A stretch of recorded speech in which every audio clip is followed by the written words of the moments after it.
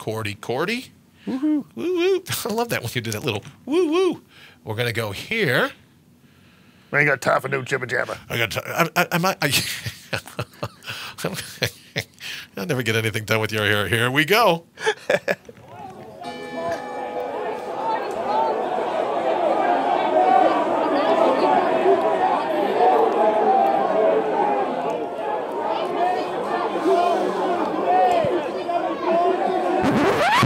Why force yourself to outshout the competition just to get your brand noticed? You don't have to anymore. Welcome to Copy That Speaks. All right, there you go. How do you like that as an intro, huh, brother? Copy That Speaks. Good evening. Welcome. I'm Brian Brawdy here with Mr. Lee Rowley. We're going to be jumping in the Copy That Speaks a little bit. Thank you so much if you transitioned over from the Mortal Up page, Brian Brawdy Official, to come on over to the Lee Rowley for Copy That Speaks. Lee, how the heck are you? What's going on in your world? Well, you know, you can only be on the cover of GQ so many times before it starts to lose its luster. So you know how it is. I know, Yeah. it's tough. You know, you're running through the grocery store and your kids come up and go, "Oh, look, you're in that magazine," and you go, "Yeah," so many times. Well, right? at least I didn't get put in the swimsuit issue, so that's spared everybody that agony. Everybody. Well, I say all the times we could have called this show Two Bald Guys, a Whiteboard, and a Clue. Right? like between us, there's just a clue. You know, like we each have half a clue, so we put it together. But nice to see you, brother, as always. And here's what we're going to advertise this evening. Here's a big drum roll. Ooh. All right, watch them. You want to? This is our. Thank you. So no, you're thinking I really need to see Lee doing hand puppets. No, this is our noggin cam. So what we're going to be doing in Copy It Speaks, that those of you that follow along know, in our normal system. Now, grab your whiteboard. Say hi to someone. My bad. So there you go. My bad. Right. That's okay. It was framed up far enough. But what we'll be doing is when people call in and go, "Oh well, can you work on some copy for me? Can you do some of this for me?" Well, then Lee's going to be writing, and we're actually going to be looking over his shoulder as he does it. See, I think that's going to work out good. Yeah, I think that's going to work out good. So we'll go like this. So now, there you go. Lee's looking out over the board, and he says, "Oh, okay, what are we talking about? What am I going to write? What am I going to create?" So that's going to be our noggin cam for all things Lee. All right, Lee, so I'm going to take this here. Let me tell you what we're doing. I am to the point now where we mentioned earlier in All Natural Being that I'm pretty fired up about the idea of doing a full-on radio show where we're going to do 3 hours a day. It's going to be drive time. Whatever it is they do to get this out of me, it just means more staples, more scars. So when I say all the time I have a face for radio, where am I going with it, right? I'll be a big hit at Halloween. Like heavy-set guys with long white beards are a big hit at Christmas. I'll be a big hit at Halloween. I can play Frankenstein. You know, maybe I could greet people at the remake of the Rocky Horror Picture Show. I could do that, right? I think that would be kind of cool. I got to tell you, I'm not digging this switching method. Let me switch there. Transition speed, manage. I want to go auto live because I keep forgetting what's on screen and what isn't. All right, Lee, so here's what we're talking about this evening. We're talking about being able to show the noggin cam so that as you come up with these really creative things to do when our guests call in at Copy That Speaks, which will air, normally it will air every Thursday night at 9 p.m. Eastern, right here on ipmnation.com/trnow. But what we'll be able to do is say, "Oh, wow, what's Lee thinking? What's he working on?" And we'll be able to see you. See, Lee can't see the monitor. I got to get another monitor so that Lee can see the monitor. But that board is full on you, brother. Just so you know. But Nice. Lee, here's the thing. Yes. I've sent you a little paragraph earlier, and I know that you've been working away on it. Yep. And what I wanted to do was say that real miracles happen when you mortal up. Right. Right? And I want the show, All Natural Being, to be about what happens when you tap in, right? That rock bottom is the greatest place to be able to bounce back from. Right? Because that's the only thing, brother, that I really can in truth talk about, right? And yes, I've done the whole Death Valley thing. Yes, I did Yellowstone and the dead of winter. Yes, I've done the Florida Everglades. Yes, I've done all these other extreme things. But ultimately, I've always had to put one foot in front of the other just to make it work. To me, it never came easy. I didn't know outdoor adventure. I didn't know any of these other things. So, just ask Ashley about my skiing or the lack of skiing ability. That all I ever did was get out, know I was going to fall 1,000 times, but I just refused to stay down. I always wanted to get back up, and that's what I want the show to be about, is that when you mortal up, that's when the miracles come. Because I believe that the universe sits up and takes notice when you don't have thin skin. Well, at least when you're not a hothead wrapped in thin skin, and you channel your all-natural being. I think the divine, however you define it, and I think the universe itself sits up, takes notice, and then all kinds of things, to go a little Joseph Campbell on everyone, all kinds of things that you never really would have thought of will tend to happen because you are using the moment at hand, right? You are using what's going down right now in this moment in all of time to work to put your heart's highest priority top of the list, to work, right? To block the breach, to work, to channel your strengths, to focus on your strengths. And that's what I thought the show would be about, so that people, when they come in, they go, wow, he always tries, regardless of the setbacks, regardless of the chop blocks, regardless of the hurdles. He's, if nothing else, he's just plain stubborn.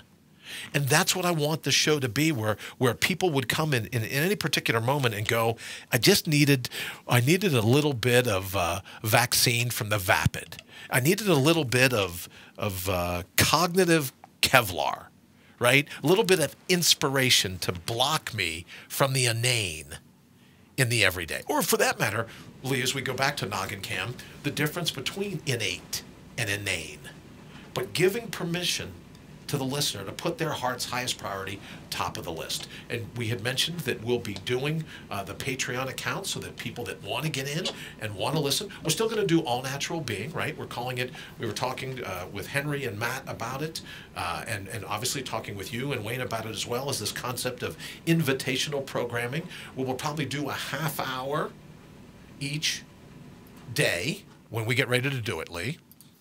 Half hour each day, and then we will have 2.5 hours of the programming that we've invited people to come to, and this will be my full-time gig. I'll get up and I'll work 12 to 14 hours a day to getting everything ready to make sure that it's a show people will be pretty fired up about. So there is all of it. So now, all that ado, I'll throw the mic over to you. Brother, what do you think? Awesome. So what we'd like to do, what I think we're going to do here is kind of work on a sort of a value statement, a vision statement, okay, however you want to call it.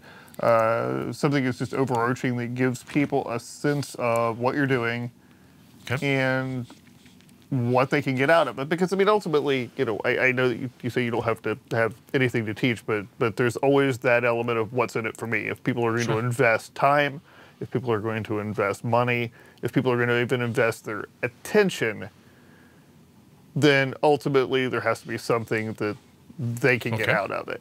And I think we need to work on articulating that as succinctly as possible, because you know how people don't really have a whole lot of attention spans anymore. I got you. That's why we have 6-second bumper ads and 30-second videos, because just people's attention can be gone just that quickly. Well, if I could give you as I listened to you say that, then if I could give you my thought on it,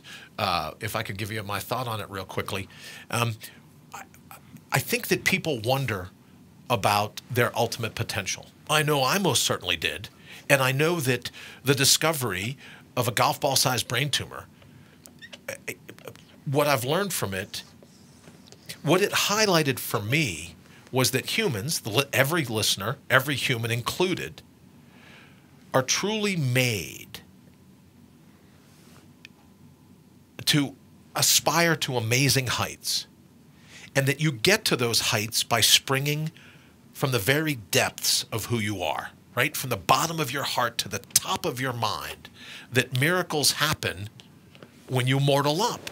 And I think that what it's taught me as I go through this, quick shot back to noggin cam. I need like a little light or something. You know what I think I'll do, Lee, is I'll put on a flashing yellow light when you know noggin cam is going. So you'll see when noggin cam is. Yeah, that would be helpful because I really have no idea. Oh, you have no idea? Well, I'm just trying to tell you when it's noggin cam. Okay, now it's just back straight you, brother. Okay. So, but that's what I was thinking about, is that where people, if they wonder about their ultimate potential, I most certainly did. Okay.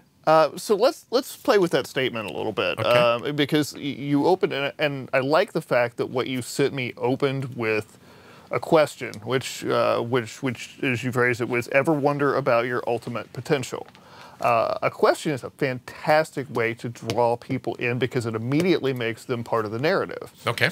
Now, here's my thoughts on that, is that, have you ever wondered about your ultimate potential? I'm not sure that that's the wording that people use when they have what I call a 3 a.m. moment. I don't know if your noggin cam's still on or there, but I'm on you. But I'll go to noggin cam. Just yeah, right. Okay. So a 3 a.m. moment is quite literally the things that people think about when they bolt up in bed in the middle of the night and go, "Oh my God," the things that are keeping them up.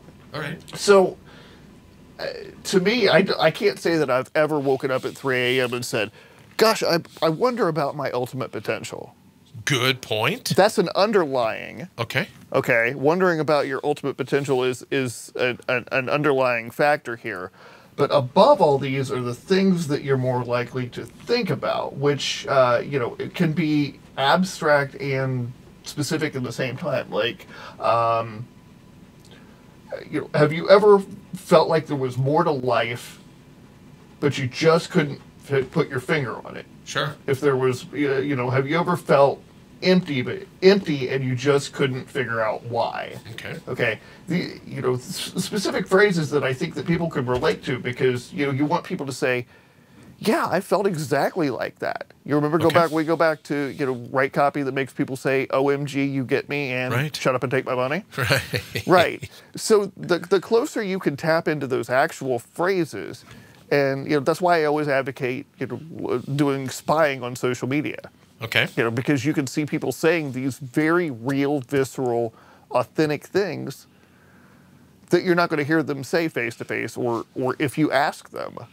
If you say, hey, what's your problem? Then they may come up something with something intellectual sounding like, I wonder about my ultimate potential, right? Okay. But if they're being honest with themselves, it's more knee-jerk and more visceral. And so that's why I think, maybe we want to get away from the abstract a little bit and get more specific to start out with. We want to hit on something that makes them think that you've been like playing around in their heads. Okay. And saying, gosh, this person just knows me better than I know myself. Okay, very cool. So what would be one then? Because just in listening to you going, okay, if I had a 3 a.m. moment, it was that I survived this for some reason, right? There's got to be some other way to, whether it's to pay back the universe, to believe that there's something else to do. So for me, it was like, okay, great. Now that I've been able to pull this off, now that I've been able to do this, what is that ultimate line that I'm going to draw? What is it that I'm meant to give back for yet another shot at life, right? And I still go back to that day, hearing the doctor saying to Ashley, there'll be a pre-tumor and a post-tumor, Brian. You will define your life based on days before and days after. And it just haunted me because I didn't want it to be where I didn't want that to be true. Do you know what I mean? I didn't want that to be the case. I wanted to come out. And now maybe that it's come out, maybe Brian 2.0 or 3.0 or 4.0, but for the remake, for someone listening and going, I've always thought that I could be more. I always thought that I was meant to do more than this. I want this to be their line in the sand. Does that make sense? Sure, absolutely. And I can just tell you from everything that went through with the brain tumor, is this sense that human beings are truly amazing, truly, truly, truly amazing. And that when you spring from the very depths, when you think there's no farther than you can fall, that it's when you spring from those depths that you really can reach amazing heights, right? And that's when I go back to this, my belief that miracles happen when you mortal up. And that, to me, you know, as Candace says here in the thread, I don't really think anyone knows their purpose in life. But could you unwrap it in the moment, Lee? Maybe they don't know what purpose they were born with. But could you, in the moment, unwrap what it is that the universe, if you decide to mortal up, and I'm right, and you decide to mortal up, and the universe is like, okay, time to send a miracle. You got to be aware of what's going on in the moment around you to even know if you're getting a text message from the divine, right? That's what I want it to be about, is that people that throw themselves into this particular moment in all of time, what it is that when they do so, what it is the universe has waiting for them. Okay. I'm playing with something okay, here. Go right ahead. Go right ahead. So that was it for me, right? Because as people that have listened to me before, they know that,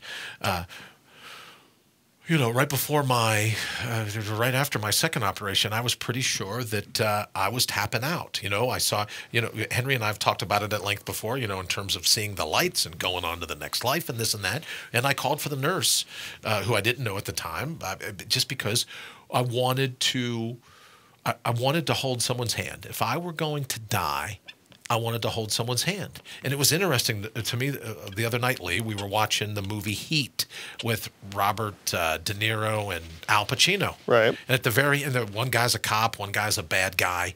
And, you know, this is the whole thing about them dueling throughout.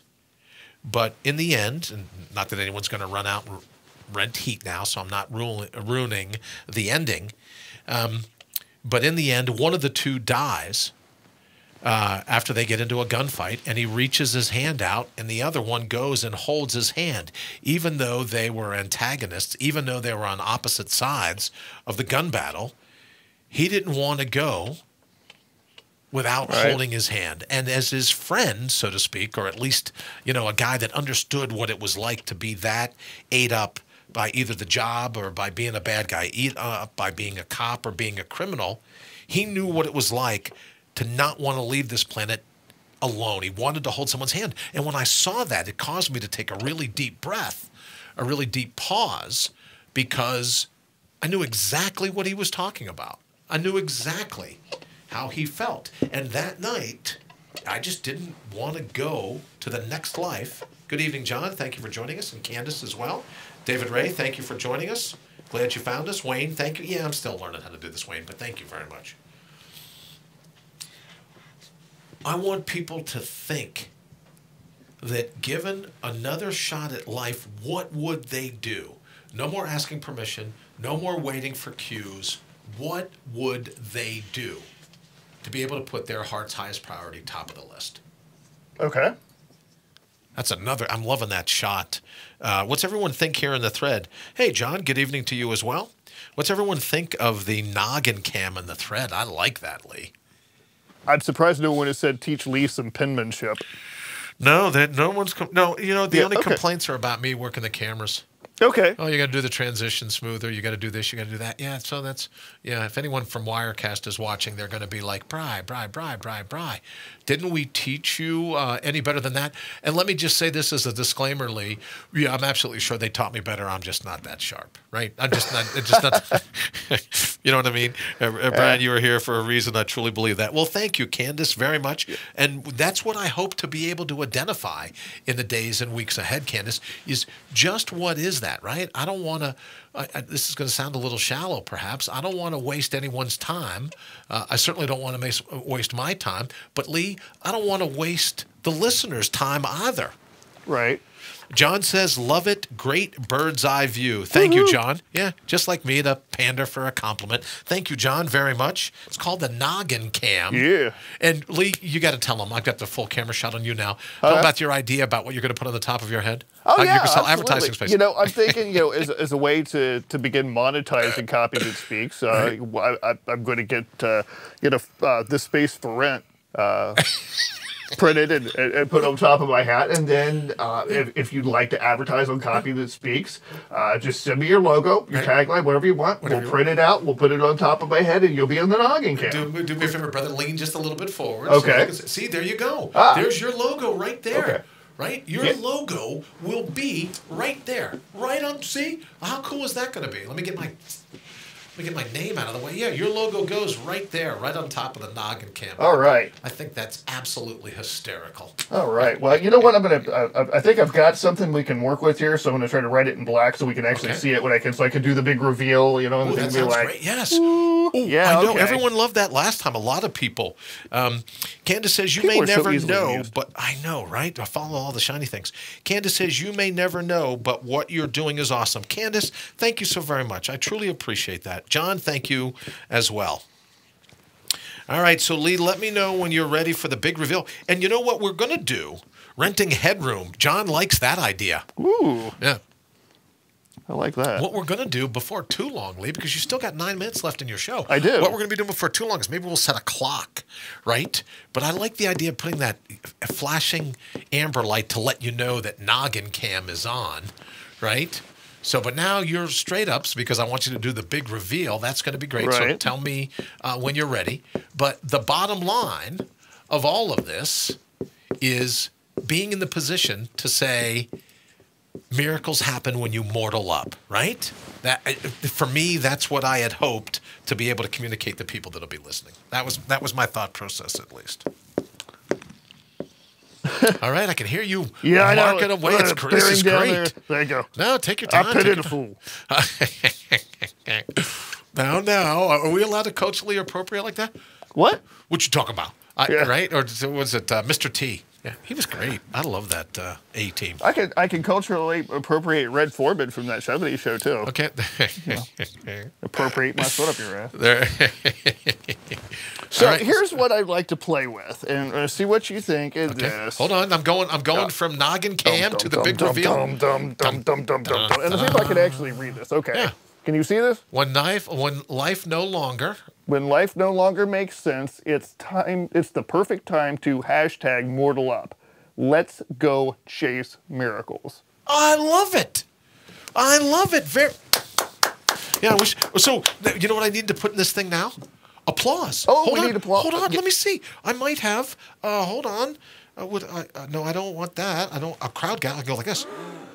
Oh, right. Now here's a helicopter pass, a drum roll. I need applause. That's going to be the next thing. That was great, Lee. Thank you very much. That's fantastic. Thank you. If I can take just a couple of minutes, what I'd like to start doing actually in this show is kind of explaining a little bit about. Please do. The rationale, because one of the hardest things for me when I started this was just unpacking what goes on in this cesspool of a head of mine, with its grimy back alleys and felonious thugs and things that go in the night. It was extremely hard to unpack what goes on in there, because I don't even know really. Sure. I haven't even met all the people in there, so I like to be able to not just do it and then say ta-da.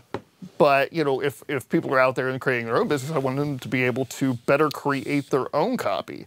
So, again, we're taking what you've taken. We've cut it way down, because you had something in the neighborhood of, you had about 30 words for a vision statement, and I think we cut it down to about 15 or so. So really the brevity, the punchiness is there, and we're saying the same thing, but just in a much tighter, succinct way. And that last sentence is a call to action. I love the value statements that end with a call to action. And most people don't think to do that. They're just like, we do this and we do that. Right. And look at us and blah, blah, blah. Aren't we awesome? But to me, let's go chase miracles encapsulates everything that you've talked about for the last 15 minutes or so. I absolutely love it, because that's it. right? That's truly it, right? And now let me just say this and you can kind of let me know what you think. It's and it's been my understanding in studying this stuff, Lee, that you're chasing the miracles, but the miracles are also chasing you, right? That's true. It's like a tag team thing. So it's almost like the Mobius strip, right? Or the Klein bottle. You're chasing the miracles, and the miracles are chasing you. Everything you've always wanted has always wanted you. Right? It's a two-way street. It's just not you pursuing. It's not a predator prey. Okay. It's like a joint predator kind of thing. But I love it because you know what I mean? Because I don't like the word manifest. People say, "Oh, well, you're going to manifest." Right. Come well, over no, here. I try to stay away from things like that. Yeah. You know what I mean? I don't want it to be that touchy-feely. But Right. for me, that sense of miracles are coming. That's why I love that line. Cool. Now, is there anything about it, having said to you that my gut sense is that you're chasing the miracles and the miracles are chasing you?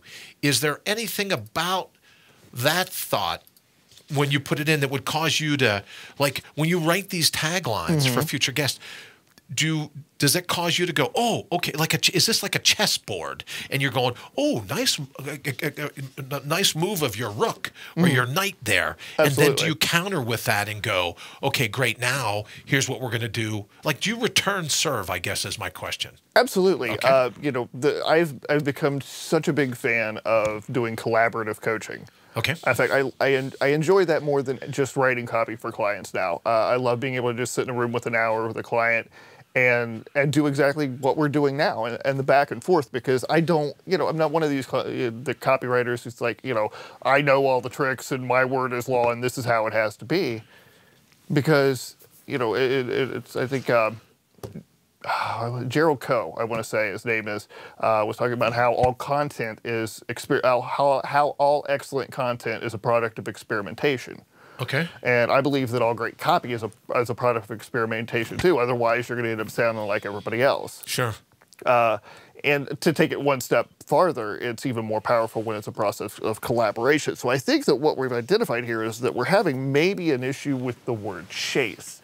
So let me see. And then, Lee, if you would, Candace asks, could you please read it again, Lee? So would you read what you have now? Oh, sure. What we did in the reveal. Candace wants to know what we're talking. Yeah, absolutely. Okay, so what we came up with so far was when life no longer makes sense, it's the perfect time to #mortal up. Right. Let's go chase miracles. And right now we're circling the word chase because I agree with you that that's not the perfect word, and that's cool. I don't want to use manifest. I'm with you. I think that's totally hackneyed.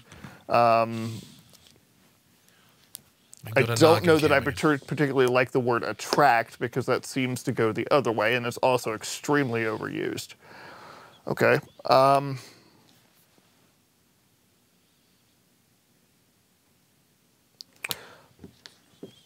Find. I was thinking find to myself. Find or make. Right? Because find, create, make. Create, right? Because you do make your own miracles. When you right? It's a 1-2. It's a combination. It's a tag team. Right? It's if that makes sense. I like find. I really do. You like find, okay. Just because it can go both ways with the discovering and the discovered. So when your life no longer makes sense, it's the perfect time to #mortal up. Let's go find your miracle, or let's go find miracles. Would you make it more personal to the individual listener, or would you say, oh no, let's just keep it as? I think that what I really like about the last sentence, in besides the fact that it's a call to action, is the cadence. Okay. I really like how it flows. I mean, because the better the cadence flows, the more it sticks in your brain. The more it sticks in your brain, the more times people go, I got to watch your show. Gotcha. It's like the earworm, the catchy song that you can't get out of your head. So, I mean, listening to it out loud, if we say, let's go find miracles, or let's go, what did you say? Let's go find your miracles. Find your miracle. let's go find your miracles. Or your miracle. Okay. No, I'm just I'm more thinking about for future guests. That there's only one and you're done and that's it. Gotcha. You know, fair enough. I think that life is a series of miracles. Everything, really, if you look at it, the fact that I'm sitting here talking to you is a freaking miracle. Absolutely. Every moment, all the different things gunning against us aren't pulling us down. No, that's absolutely great. Well, Lee, I can't thank you enough. Now, let me tell you about the self-imposed timeline because you wanted the show to be 30 minutes. That's right. And that looks on camera. So now, you know what we get to do, Lee? What do we get to do? You get to hear, well, you won't see it, but I'll see it. But we're going to put this really cool graphic up. And then let me say thank you. Let me say so that everyone, so what I got to do, and then I got to do this. Lee, Wayne's watching right now and going, will you please clear that? And now we're going to play this. Lee, my good friend, thank you so very much. We'll be back Thursday night, 9 o'clock, right? 9 o'clock Eastern? That's right. For episode number 3, and we'll polish this all up by then. But thank you again so very much for listening to us. Here is the Copy That Speaks outro. I have a banana.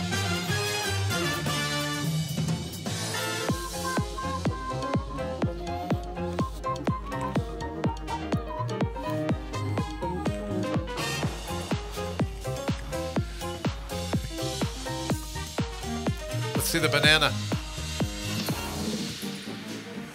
Banana. Why does your banana have tape on it, Lee? It was in triage from episode 1, I think. I think you're probably right, brother. Yeah. All right. I pity the fool. Good night, brother.